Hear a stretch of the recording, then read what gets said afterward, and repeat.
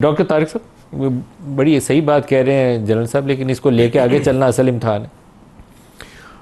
मलिक साहब बिल्कुल सही बात है। जनरल साहब ने सारी जो बातें की हैं मैं बिल्कुल उन्हें एंडोर्स करता हूँ।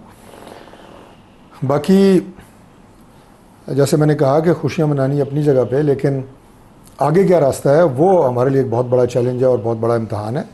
और उसमें देखिए एक आपके पास पूरा एक पैकेज है जिसको आपने लेके आगे चलना है। आपने कश्मीर तो खुद मोदी की सरकार ने उसको दोबारा इंटरनेशनलाइज कर दिया, आपने इस पर कैपिटलाइज करना है कि ये दोबारा बैक बर्नर पे नहीं जाए।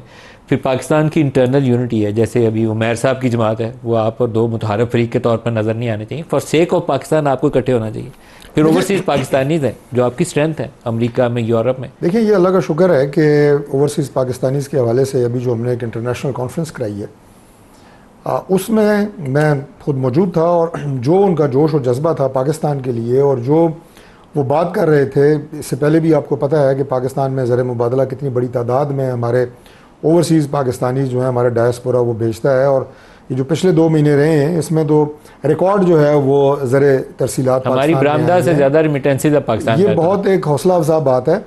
और जो अब माशाल्लाह उनके अंदर जोश और एक जज्बा देखने में आ रहा है, और जनरल साहब ने भी उसका very rightly he also mentioned about that कि वो पाकिस्तान के लिए, पाकिस्तान की तरक्की के लिए, पाकिस्तान की दिफा के लिए, पाकिस्तान की सालमियत के लिए वो हर कदम तक जाने के, वो हर कदम बढ़ाने के लिए तैयार है, हर हद तक जाने के लिए तैयार है।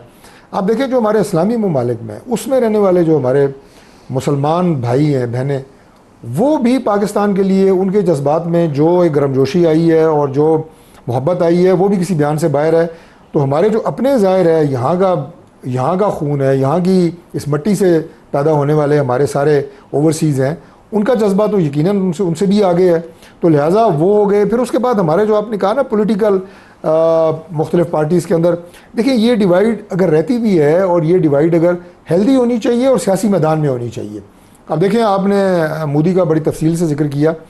अब मोदी के ऊपर जिस तरह की तनकीद इंडिया में हो रही है, मोदी जो है मुँह छुपाता फिर रहा है।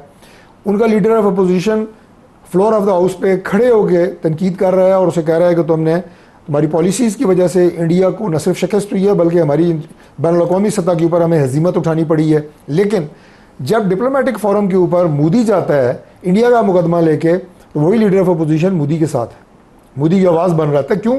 क्योंकि बाहर मुकदमा लड़ रहा है इंडिया का।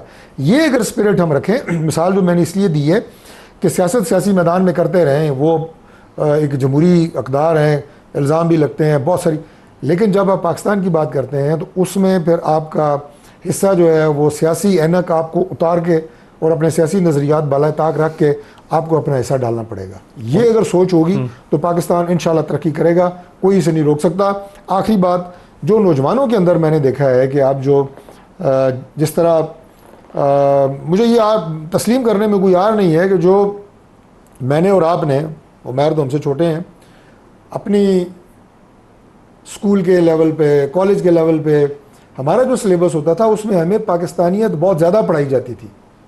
पाकिस्तान की तारीख़, इस्लामी तारीख़ और एक जज्बा होता था। लेकिन अब आप देखें कि अब वो कोर्सेज़ उस तरह नहीं रहे। ये जो वाक़या हुआ है पाकिस्तान इंडिया के जंग का, मार्का हक़ का, इसने हमारे नौजवानों के अंदर पाकिस्तानियत को दोबारा ज़िंदा किया है। और आपको नज़र आ रहा है कि एक एक नौजवान हमारा, जो हमारी को 60% से ज़्यादा आबादी है, जुड़ गया है पाकिस्तान के साथ। ये बहुत बड़ी मैं समझता हूँ। डॉक्टर तारिक साहब, वैसे जो मुतालिया पाकिस्तान पढ़ाने से बंदा ज़्यादा पाकिस्तानी नहीं बनता। आपके माँ बाप आपको पैदा होते साथ ही ना कोई ऐसी चीज़ है, वो पता नहीं माँ के दूध में आपके खून में शामिल हो जाती है, मुझे नहीं पता, लेकिन वो पाकिस्तानियत आपके अंदर है। मलिक साहब मुतालिया पाकिस्तान पढ़ के नहीं आती, वो अंदर है आपके, भी नहीं रहे ना, आपके खून में। माँ बाप भी नहीं रहे, माँ बाप ये चीज़ पैदा होते साथ आपके खून में होती है। अमेरिका के दौरे पे जो इस वक्त पाकिस्तान का डेलीगेशन है, उसी में से बिलावल भुट्टो का एक स्टेटमेंट है, वो आपको दिखाते हैं। फॉरेन सेक्रेटरी ऑफ स्टेट के साथ उनकी जो मुलाकात है मार्को रूबियो के साथ, वो बड़ी इंपॉर्टेंट होगी, क्योंकि वहाँ से एक तगड़ा बयान आना चाहिए। तगड़ा बयान अमन के लिए आना चाहिए कि इस खित्ते में और जंग के बादल नहीं मंडलाने चाहिए। अमन के साथ बातचीत के ज़रिए मसले को आगे हल करने की तरफ लेकर चलें। उमैर साहब, जो इस वक्त दहशत गर्दी है, पाकिस्तान को ख़ुद इस मसले को लेकर पूरी दुनिया के सामने जाना चाहिए, क्योंकि बड़े साल हो गए हैं ये इल्ज़ाम सुनते सुनते कि यहाँ से लश्कर है, यहाँ जैश बैठा हुआ है। अब जाके पूरी दुनिया को बताना चाहिए कि BLA जो बलूचिस्तान में कर रही है, ये जो गाड़ी जाफ़र एक्सप्रेस का वाक़या हुआ है, ये जो छोटे बच्चों की बस को अगवा करके जिस तरीके से बच्चों को शहीद किया गया, एक एक वाक़े की पूरी तफसील, और वो 20-25 लोग जिनको पाकिस्तानी सरजमीन पे भारतीय रियासत ने टारगेट किलिंग करके, टेररिज्म करके, रियासती दहशतगर्दी के जरिए पाकिस्तानी सरजमीन पे असैसिनेट करवाया। हर एक केस को लेकर दुनिया के सामने जाना चाहिए। बैरिस्टर उमैर साहब।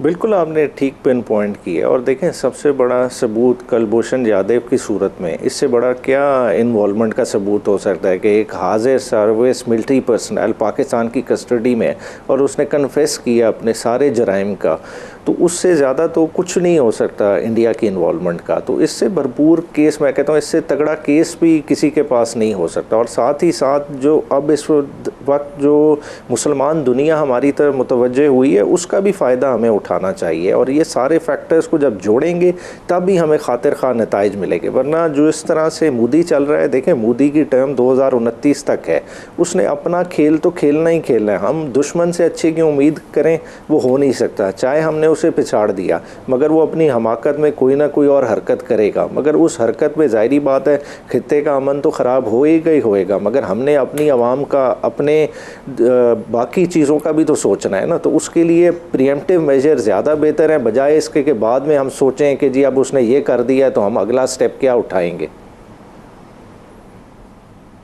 बिल्कुल सही।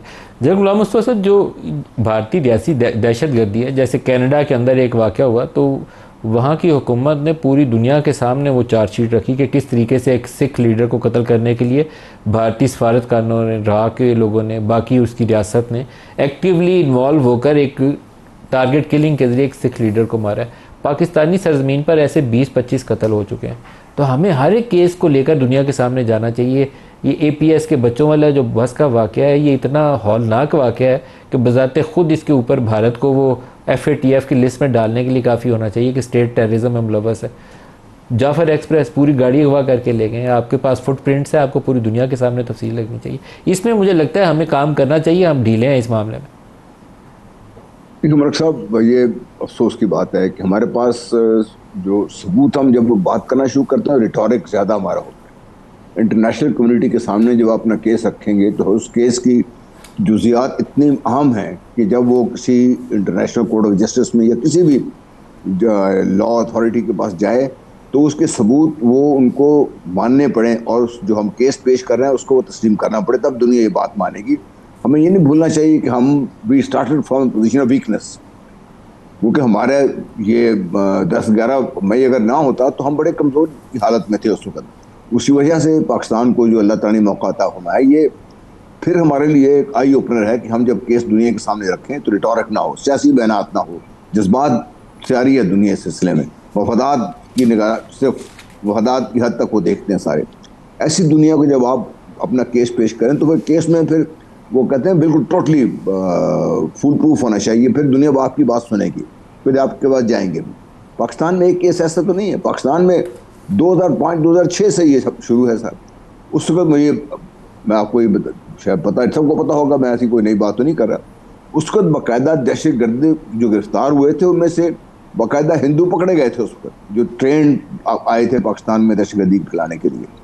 और अब भी जब हम ये बात कर रहे हैं, अभी चाइना के साथ मिला के पाकिस्तान जो अफगानिस्तान में बेहतरी की उम्मीद पैदा हुई है, हमें ये नहीं भूलना चाहिए कि अफगानिस्तान की सरजमीन बाकायदा इस्तेमाल हुई है, ईरान की सरजमीन पाकिस्तान के खिलाफ इस्तेमाल हुई है। और हमें ये भी नहीं भूलना चाहिए कि अमेरिका इस खत्ते से नहीं गया, ना वो जा सकता इस खत्ते से। जब तक वो बैठा हुआ है, जब तक ये उनके जो मफादात इस तरीके से चल रहे हैं, तो पाकिस्तान को चैन उसी वक्त आएगा जब तक हम अपना केस पूरी दुनिया के सामने बड़ा खुल के वाज़ेह तौर पर पेश कर देंगे। और जिस सब ये बात हो रही थी, मखर साहब बात कर रहे थे, तारिक साहब भी बात कर रहे थे, डॉक्टर साहब भी, कि हमारी तैयारी में किसी जगह कोई झोल नहीं रह जाना चाहिए, क्योंकि इस समय पहले बरस की मोदी आएगा, मोदी नहीं होगा कोर आ जाएगा वहाँ पे। और ये भी हमें नहीं भूलना चाहिए कि हम सिर्फ मोदी को, ठीक है वो एक फिगर हमारे सामने है, लेकिन जो पाकिस्तान को नुकसान पहुँचाने में कांग्रेस पीछे नहीं रही। स्टार्टिंग फ्रॉम 1947 जब भी कांग्रेस रही है उसने कोई पाकिस्तान के लिए भला नहीं किया। उनका तरीक़ाकार मुख्तलिफ हो सकता है, लेकिन मकसद उनका भी वही है जो मोदी साहब अभी करने की कोशिश कर रहे हैं इसमें। इसलिए हमें अपनी जो है ना पसंद नापसंद की ऐनक उतार के बैठ के कोल्ड हार्ड फैक्ट्स उनको सामने रख के फिर अपने केस भी तैयार करें, फिर हम बात भी करें और फिर अपना जो हमारा डिप्लोमेटिक कोर है, जो हमारी पॉलिटिकल सियासी क़यादत है, वो पूरी तरह एक्टिव होकर जा पाए।